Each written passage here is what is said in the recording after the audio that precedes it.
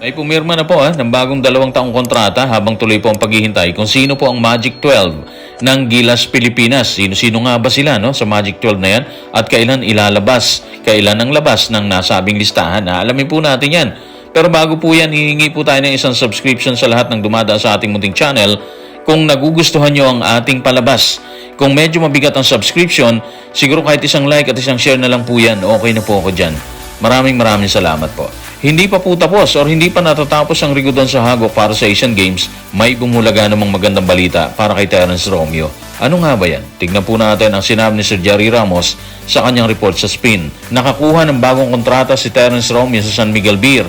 Ang 3-time PBA scoring champion na si Terence Romeo ay pumirma ng bagong kasunduan na tatagal hanggang 2025. Magandang balita po yan para kay Terence, considering na mababa po ang kanyang moral sa kasalukuyan, bunga po na nangyayaring rejection dito sa Hagok na posibleng maglagay po sa kanya bilang isa sa mga players ng Gilas Pilipinas na sasagupa dito sa Asian Games. Panibagong simula at panibagong pag-asa po yan para kay Terence Romeo.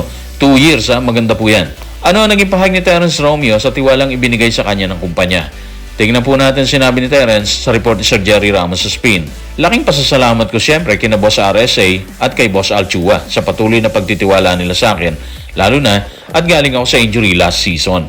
Alam niyo, sa edad ng 31, masasabi nating malaki pang maibibigay ni Terence dito sa San Miguel at alam niya ng pamunuan. Dahilan, kaya siguro binigyan pa nila ng isang 2 taong kontrata si Terence na ipinanganak sa Imus, Cavite. Medyo sayang lang talaga kasi kung titingnan natin, medyo magulo itong Hagok. Hindi natin alam kung makakasama pa siya dito o hindi, di ba? So, malalaman po natin yan. O titingnan po natin yan at ang paglabas ng Final 12 ng Gilas Pilipinas. Napag-usapan na rin lang natin ang Hagok sa Asian Games. Ano ang naging pahayag ni SBP President Al Panlilio matapos po ang rejection? Ito po sinabi ni SBP President Al Panlilio sa report ni Denison Ray Dalupang ng Inquirer. Nagsasakripisyo ng lahat, di ba? Kaya lalaban tayo sa kabila ng kakulangan ngayon na meron tayo.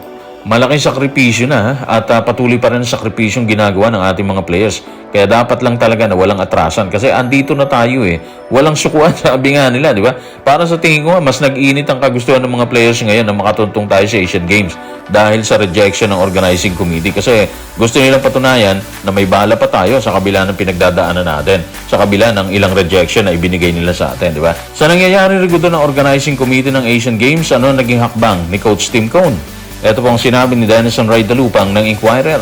Tinawag na ng Gilas Pilipinas ang 5 pang PBA standouts para ayusin ang problema ng pambansang kupunan para sa 19th Asian Games. Si Chris Ross, Kevin Alas, Arvin Tolentino, CJ Perez at Marcio Lassiter ay tinawag ni Coach Tim Cone at ng team manager na si Al Francis Chua na sumali sa paghahanda ng training squad sa Inspire Sports Academy sa Calamba, Laguna. Mabilis din yung naging reaction ng grupo ni Coach Tim Cone at Al Francis Chua Nasa tingin po natin is tama lang yan kasi kailangan talagang maihanda ang lahat-lahat ng bagay sa training kasi ilang araw na lang po sila dyan bago tumulak sa China. So, kailangan talaga nilang magkaroon ng kahit konting familiarity sa sistemang ginagamit or gagamitin ni Coach Tim Cone na napakahalaga po niyan kasi yun po yung sasandalan po nila sa bakbakan. Sa pagpasok ng 5 players, may mababago ba sa diskarte ni Coach Tim Cone? Ito po ang sinabi ni Coach Tim sa report ni Denison Ray Dalupang ng Inquirer. Hindi nito mababago ang ating diskarte. Layunin nating subukan pa rin at manalo ng gintong medalya. Yan lagi ang layunin natin. Hindi tayo pupunta doon na iniisip yung pilak or tanso. Pupunta tayo doon para sa ginto. So sa tingin naman natin, mataas pa rin ang moral ni Coach Tim Cone sa kabila ng rejection ng organizing committee, di ba?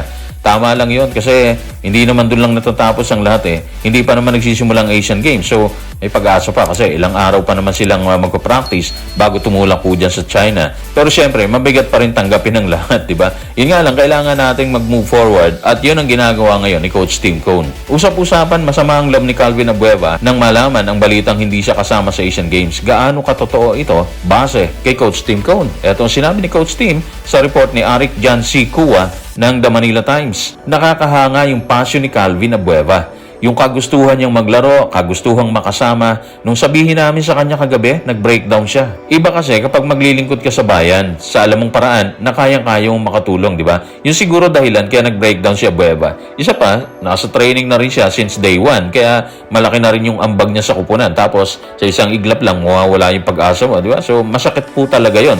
Kasi umaasa na rin siya na makakasama sa Hanay.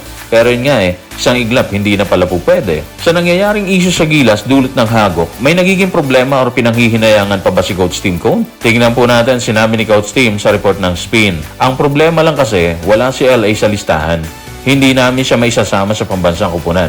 Pero ilalagay ko sana siya sa Asian Games team kung kasama siya sa listahan dahil mas alam niya ang sistema natin kumpara sa iba. Sayang talaga isang LA Tenorio, di ba? Kasi malaki ang maiaambag niya sa Gilas kung sakaling nakasama siya sa Hanay.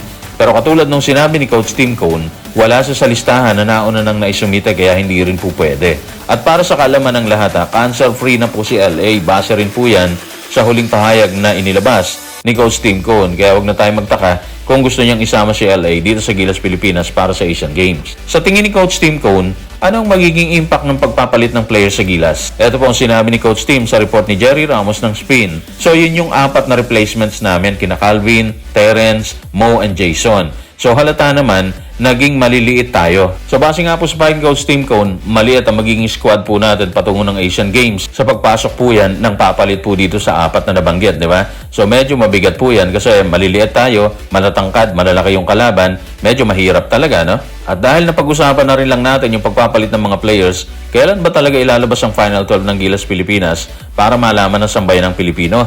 Ito po ang sinabi ni Sir Ruben Terrado sa kanyang report sa Spin. Hihintayin ngayon ng Gilas Pilipinas at SBP ang opisyal na pasya mula sa hagok na inaasahan nilang makuha sa loob ng susunod na 24 oras hanggang 48 hours upang malaman kung sinong mga manlalaro ang magiging karapat-dapat na maglaro para sa pambansang kupunan sa loob ng ilang araw. Maliwanag po na 24 to 48 hours mula po kahapon yan. Malalaman natin kung sino ba talaga mga kasama sa Hanay ng Gilas Pilipinas matapos po ang rigodon na isinasagawa ng hagok. Sana kahit paano maging pabor sa atin ang maging resulta ng pag-aaral na ginagawa ng hagok. Guys, maraming salamat.